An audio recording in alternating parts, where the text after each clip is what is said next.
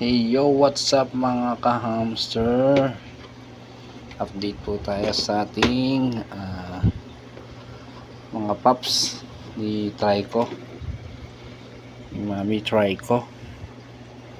Ayan, oh. Medyo hindi pa kita yung kulay nila. Nasa ano na to, 5 days old ng ating mga pups. Ayan, medyo masungit to eh, kahit magpahawak eh.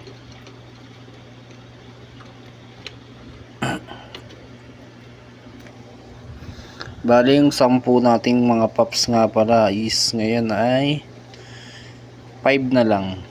Ayan. Bakit nga ba kinakain yung mommy hamster ang kanyang mga pups? Yun yung mga kadalasang tanong, di ba? Bakit binabawasan niya?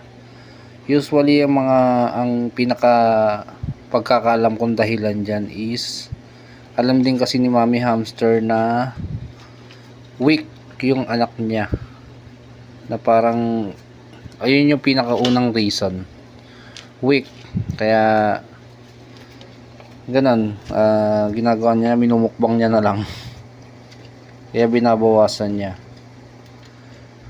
Tutusin maalaga itong mga hamster sa mga anak nila, kasi pag alam ng kasi nila, ramdam kasi nila yan eh, pag ano, yung alam nila yung anak nila is mahina, ayan, na hindi naman talaga na magtatagal, ganun yung nangyayari.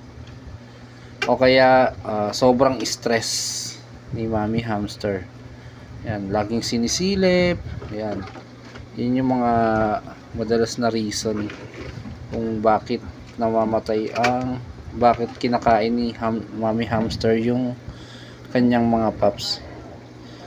Yun yung pangalawang reason, stress. Yan.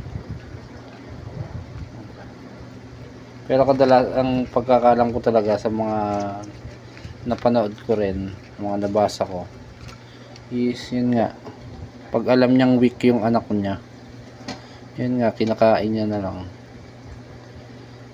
Stress na baka threat, ayan, pakiramdam niya merong threat sa mga pups niya.